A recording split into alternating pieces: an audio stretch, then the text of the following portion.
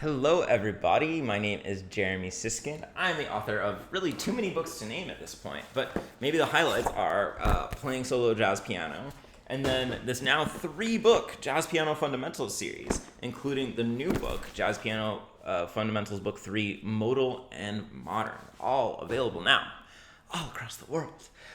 Today, I want to talk about a really important aspect of jazz rhythm and phrasing, which maybe isn't talked about quite as much as it ought to be, but I think it's like really fundamental. Pun, I guess, because I talk about it like in the very second chapter of my Jazz Piano Fundamentals series. Okay, and so the overall idea is that in jazz, we push a lot of strong beats a half a beat earlier, and we basically express them a half a beat earlier. Now, I guess I wasn't planning on it, but let's talk about this idea of strong beats for a second. So you guys are all savvy. You know that, like, for instance, we clap in jazz on beats 2 and 4, but I would consider beats 1 and 3 still to be the strong beats of the measure. Why? Because that's where chords change, and that's where we're going to hear our bass notes that define the roots. So even if we're putting a little backbeat, through the hi-hat on beats 2 and 4, backbeat to me just means that we're emphasizing a beat other than the strong beats. The strong beats, we still feel the music on beats 1 and 3. If we're in a marching band and we're playing jazz, we're still going to march on beats 1 and 3, or maybe all 4 beats, but we're still going to be putting those roots down on 1 and 3. That's where changes in the music really happen. Right? That's why beat 1 is beat 1, because it's where the important things in the music happen. Okay, so what I just said about anticipation, I'm just so distracted by this blue bubble over here. Anyway, what I just said about anticipation is that we often move the content that should be on beats 1 and 3 a half a beat early, and that comes in on the and of 4 and the and of 2. So instead of being on beat 1, we'll play something on the and of 4. Instead of being on beat 3, we'll play it on the and of 2. And so here's a melodic example for Twinkle Twinkle Little Star. I'll play you the original just in case. Right. If we wanted to swing, there's a lot of things that we could change about the rhythm. We could delay some things, we could put in some eighth notes, but to me, one of the most quintessential things that we could do is we could move this final note of the phrase, I guess I need to do it like this, a half a beat earlier, so that instead of coming in on beat 3, it comes in here on the and of 2. Check it out.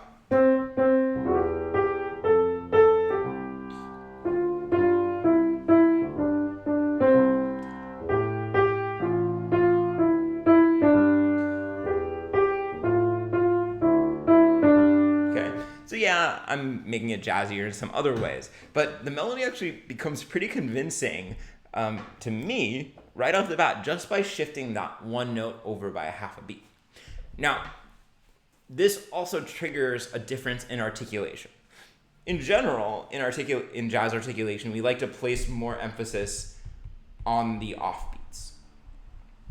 Just a slight digression to prove this point. And by the offbeats, I mean the ands, right?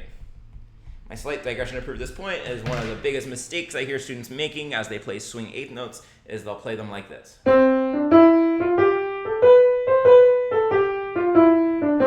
Okay, I'm exaggerating a little bit, but you can hear that the emphasis is on the beats. Da, ba, da, ba, da, ba, da, right?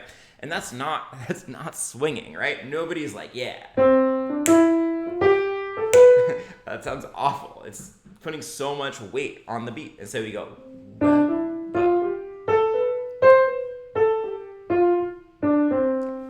But I would contend that these anticipations, usually we like to put even a little bit more of a punch onto them.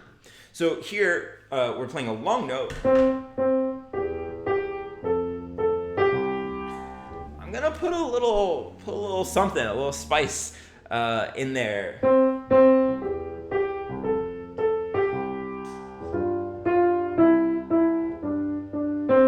Right?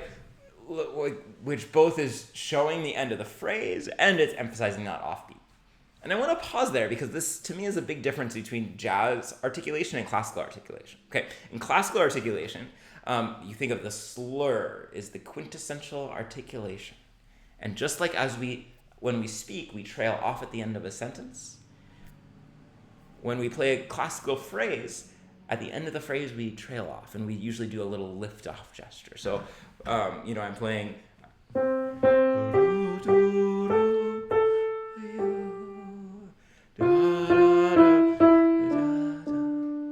Right?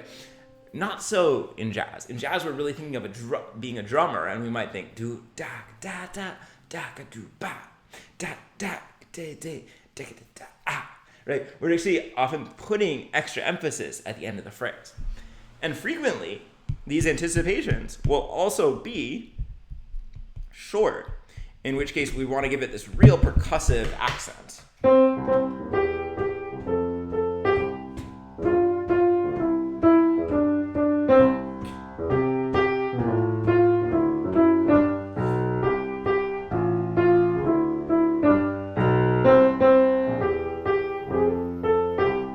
So, ga, ga. So I'm making it kind of loud, I'm making it kind of short. It's just getting a little smack at the end of that phrase to show everybody, hey, check out this cool anticipation I'm doing. Okay, so that's the basic concept melodically. Now you might ask, and this is important, it'll come back a little bit later. Well, there's a note on beat 1. Why don't we anticipate that one? And the first answer is that we totally could. So it could be 1, 2, 3, 4. Right? We could play it 1, 2, 3, and 4. And same thing, we could anticipate this one.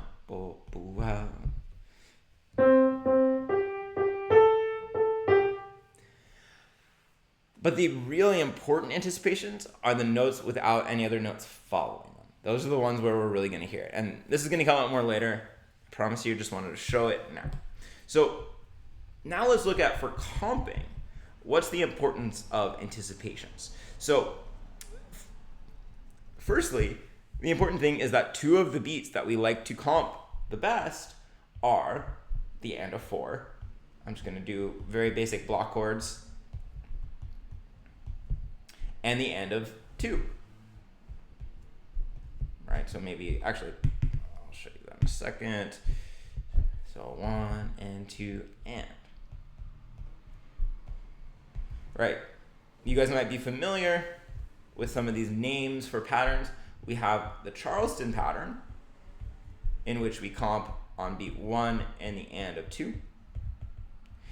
This pattern doesn't really have a name, but this next pattern doesn't really have a name. I call it in my books Charleston Beat 3. If you want to learn about this is in Jazz Piano Fundamentals book 2, book dos. But I'm not sure that it has an official name. But in this one, we comp on beat 3 and then the and of 4. Or when we want to comp using all anticipations, this is called the red garland pattern, in which we comp on the and of 4 and the and of 2 every measure. Let me show you how these patterns sound. So the Charleston one, I'll play autumn leaves 1, 2, 3, 4. Nope, that wasn't right. One more time for me. 1, 2, 3, and.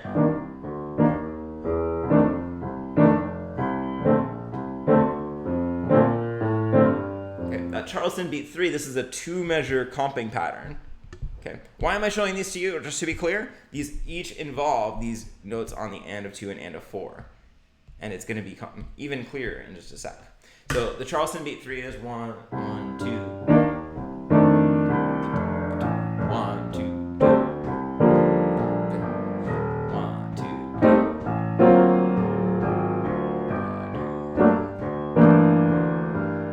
And then the red garland pattern sounds like this. 1, 2, 3, 4.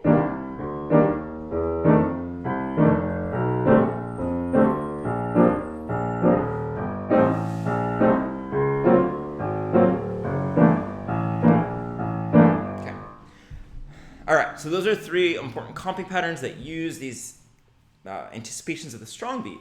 Now, why is the understanding of them as anticipations important? Why can't we just say, oh, it's beat 1 and the end of 2, whatever? Because if we have 2 chords in a measure, we are going to play the second chord here a half a beat early. So whenever we're comping and we have anticipation followed by a rest or a hold, we're going to play the upcoming chord rather than the current chord. So, right, why is that a big deal? Well, if you're not really familiar with this rule of anticipations, you would think that the F7 would only start at beat 3. But in fact, in jazz, it starts on the and of 2. So here I would play C minor, F7, right? So I'm playing it before the bass. C minor, F7, C minor, F7. Okay. Same thing here. This F7 doesn't technically start until beat 1, but I will anticipate it.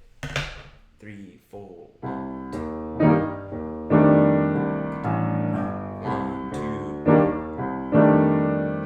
And think about it, if we didn't anticipate, we would be holding the previous measure's chord for 4 beats against it. So actually, it's really necessary to anticipate. Same thing with the red garland. Each of these comps should anticipate any upcoming chord. So in this case, 1, 2, 3, 4.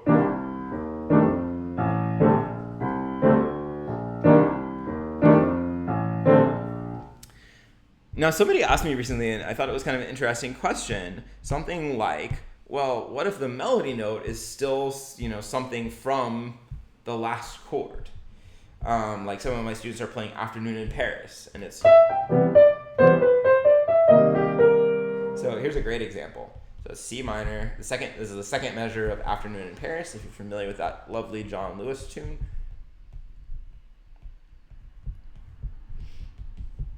Okay, so let's say you're going to use the Charleston here.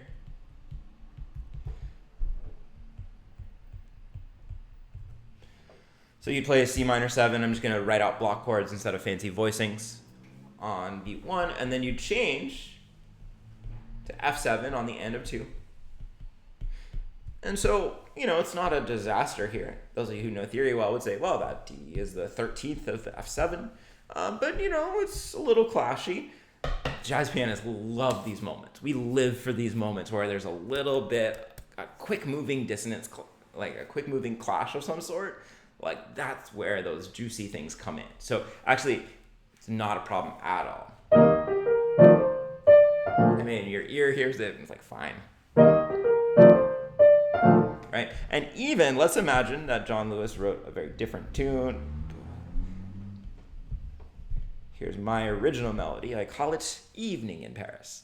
Okay, so now this is really dissonant, right? Nobody would suggest ever including the 11th with that F7. It's absolutely fine. Not an issue at all. I'm going to even take it one step further because I like making people mad. Okay, so now I got a D flat. If you can read that, it's a D flat against this F7. No problem. Not a single problem. Same thing if I'm putting it in regular voicing. Sounds great. So because these moments are very fleeting, they don't cause big problems. Okay? So you don't have to worry about that kind of dissonance. In fact, I've observed in my transcribing and analyzing that some pianists really try to lean in to those dissonances and create them as their comp. Okay, so I have one more thing to show you regarding anticipations, which is that I was remarking that the really important point of an anticipation is when it's an anticipation followed by a rest. And that's going to be crucial. Let's say you're writing a tune, you're writing a solo,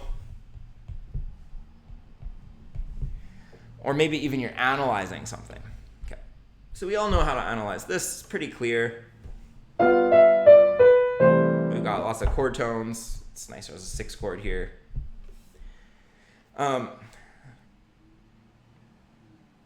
Yeah, I don't have anything more to say about this. if we're going to anticipate correctly, we're going to take that C and we're going to move it to the and of 4. Notice I'm putting that little punch of a punctuation in. Okay.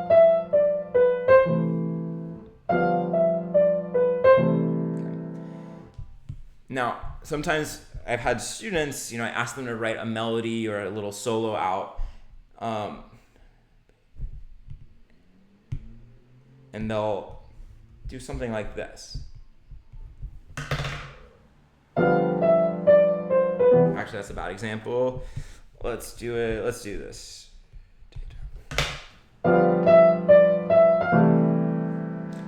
You can hear it sounds bad. At least it does to my ear. Ugh. Why does that sound bad? Right? All of these notes fit with G7, but we're hearing this F as anticipation of the downbeat of the C6. Okay, so we really want to select a note from C6 if we're creating something as well. Now, it's not quite as simple as saying every time you have an and of 4, it needs to match the next chord, because check it out. If we have a note on the downbeat, now this isn't being heard as an anticipation, it's just being heard as a lead into the downbeat.